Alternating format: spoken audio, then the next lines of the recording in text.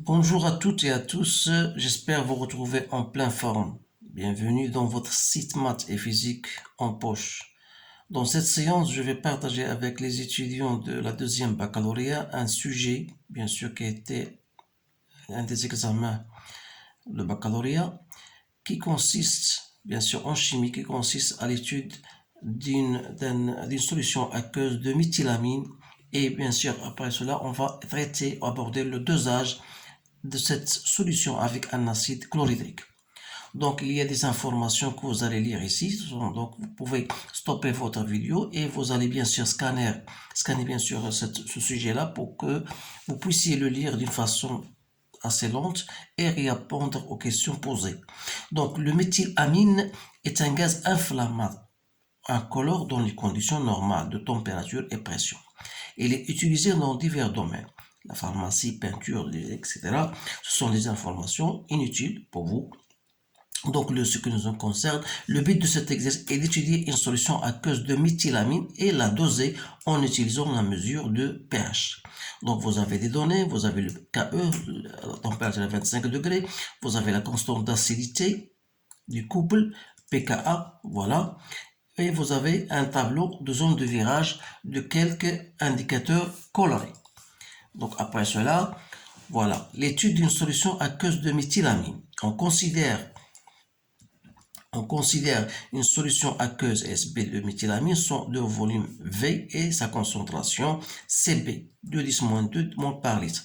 La mesure de pH de la solution a donné bien sûr, a donné la valeur de pH, a donné la valeur pH 11,8.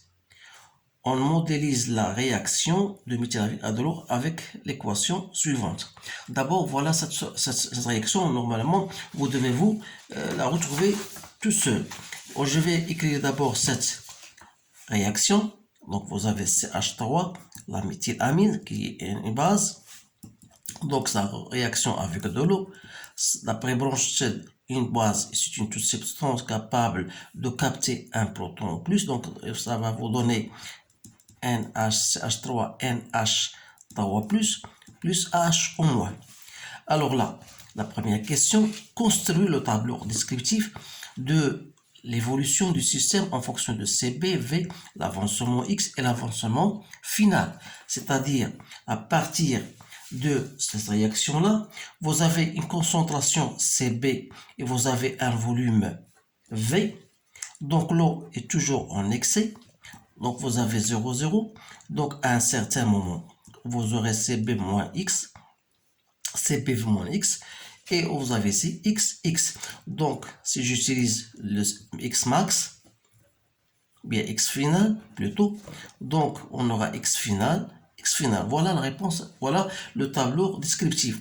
Bien sûr, il y a des étudiants qui vont bien sûr terminer ce tableau, bien là, en écrivant tout simplement, voilà, on écrit la réaction. Ici, réaction état initial. Ensuite, il y a état, bien sûr, après un certain moment, et vous avez l'état final.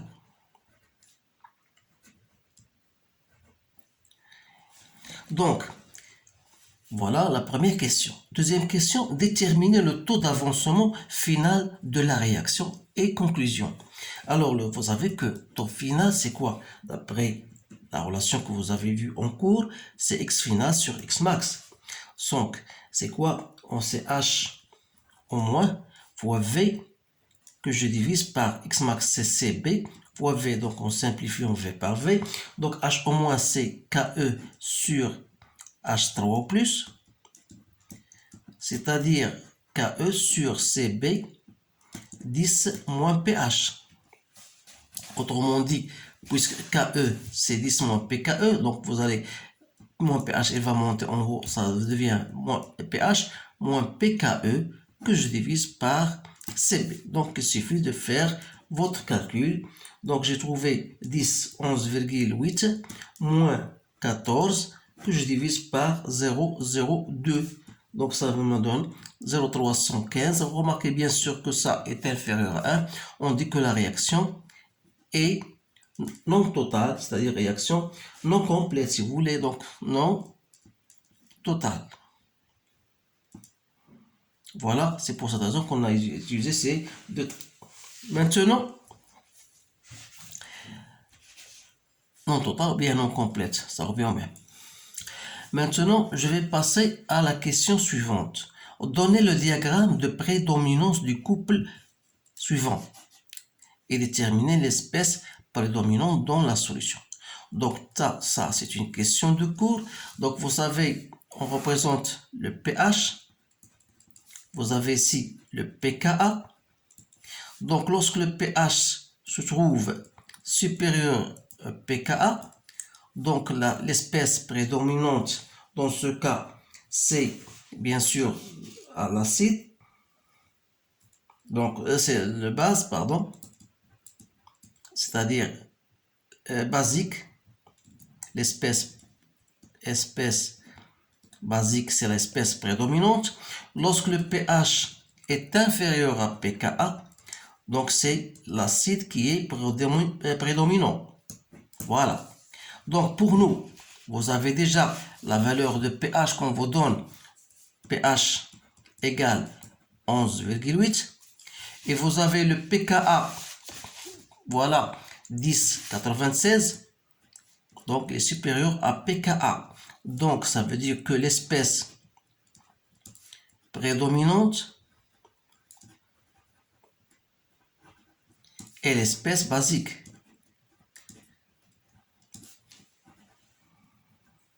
C'est-à-dire CH3NH2. Voilà la réponse à cette question. Quatrième question, montrez que la concentration CH3NH2 finale sur ce rapport, bien sûr, égale à moins 1 plus CP pKe moins pH avec ça. Et ça, ce sont des concentrations molaires des espèces chimiques à l'équilibre. Donc, pour répondre à cette question, il suffit toujours, à partir du tableau d'avancement, vous avez la concentration de CH3NH2 à l'état final n'est autre que CbV moins X final sur V, bien sûr. Et vous avez la concentration de CH3NH3 plus à l'état final, c'est X final sur V. Donc vous savez bien sûr que le nombre de H au moins à l'état final, c'est X final. C'est-à-dire c'est la concentration de H au moins fois V. D'où le rapport CH3NH2 sur CH3NH3+, n'est autre que CB, voilà, CBV, bien sûr. Donc on a ici, c'est CPV divisé par V, donc c'est CB. Donc parce que je vais diviser par V, donc c'est CB, je vais l'écrire CBV moins X final sur X final. Donc, je vais remplacer, bien sûr, X final, c'est par H au moins V. Donc, et je simplifie par V, bien sûr, ça reste CB moins H au moins sur la concentration de H au moins. Alors là, voilà, la concentration de H au moins divisé par 4, c'est quoi? C'est moins 1. Voilà. Elle reste quoi? Elle reste moins plus CB, donc plus CB sur quoi? Sur la concentration de H au moins. Donc c'est moins 1 plus CB sur la concentration de H au moins n'est autre que KE sur H3 ou plus, c'est-à-dire c'est moins 1 plus CB,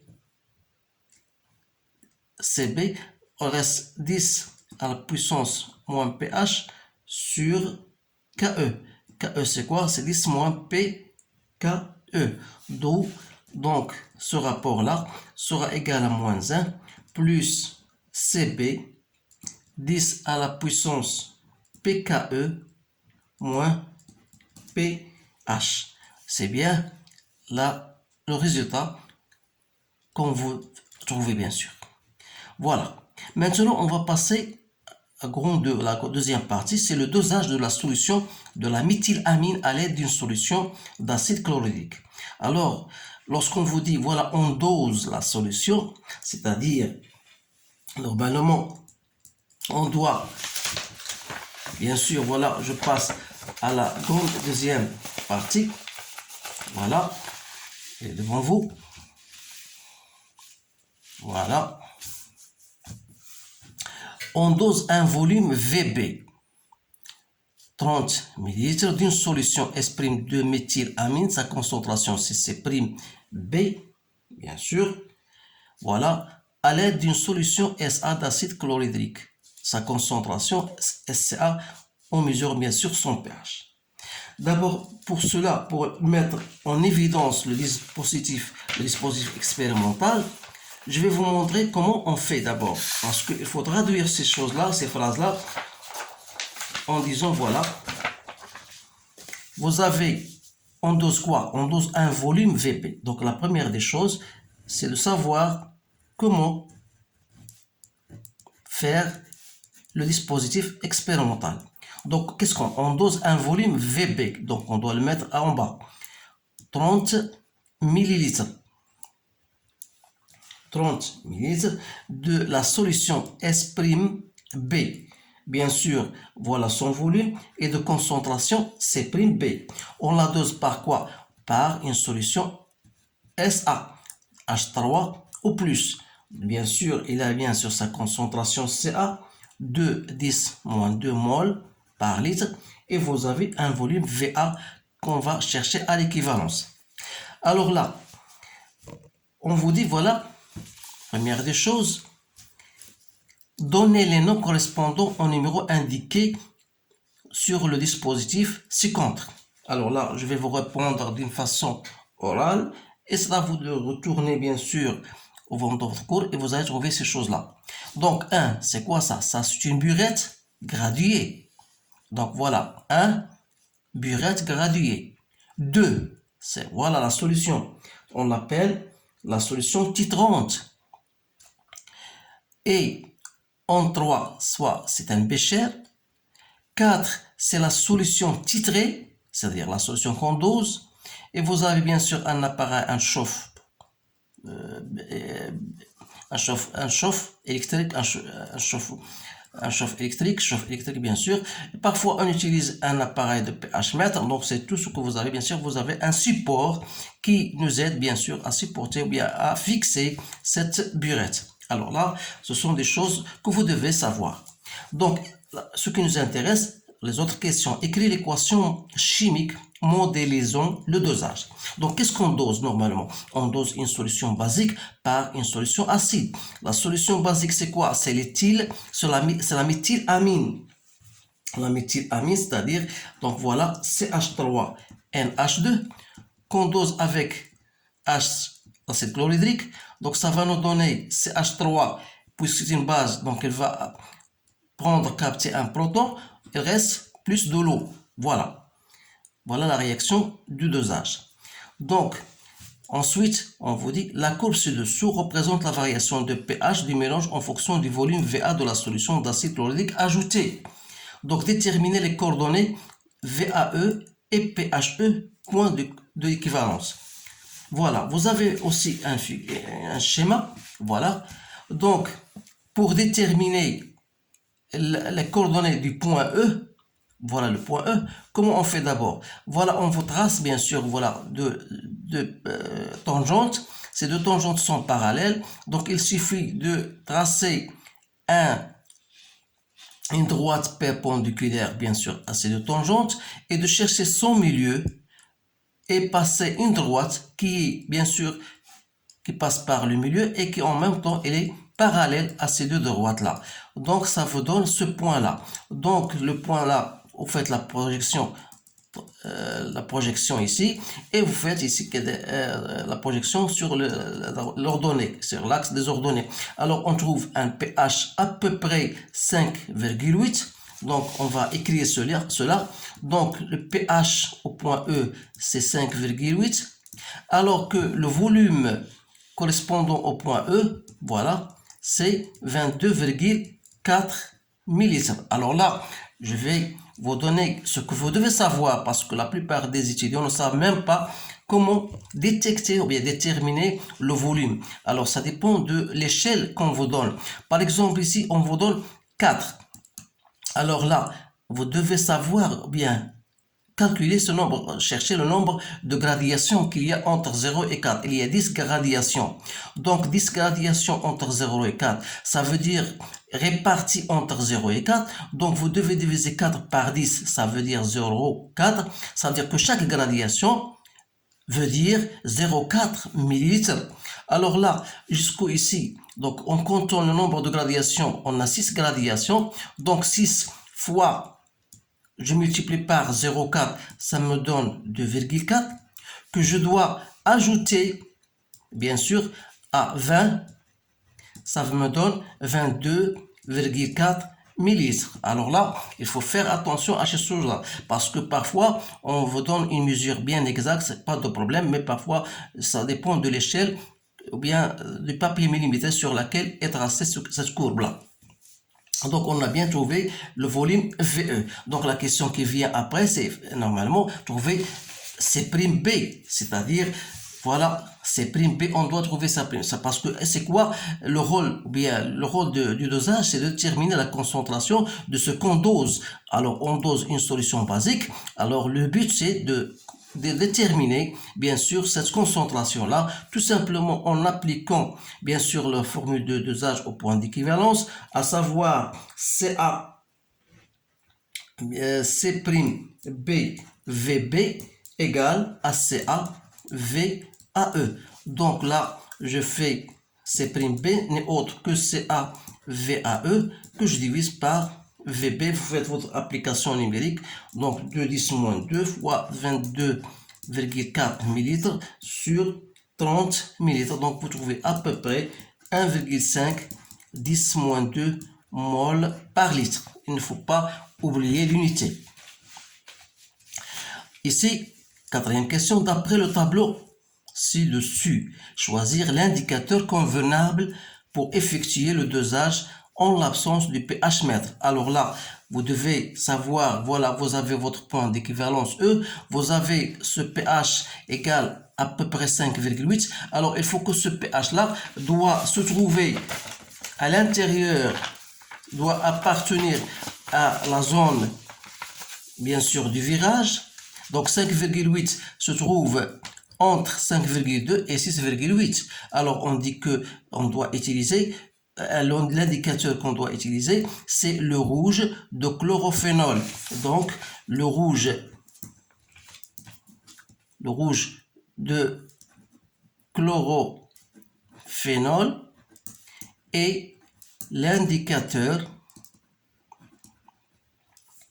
convenable puisque le pH de E appartient à la zone du virage indiqué, c'est-à-dire entre 5,2 si vous voulez et 6,8. Voilà la réponse à cette question. Alors là, voilà, la séance est terminée. Donc je vous conseille bien sûr de chercher, de maîtriser bien sûr ces données-là en répétant cet exercice. Et pour les séances prochaines, si le temps me le permet bien sûr, je vais choisir d'autres exercices en chimie, bien sûr, qui vont avoir ainsi certains buts bien précis. Alors je vous remercie de votre attention et je vous dis au revoir.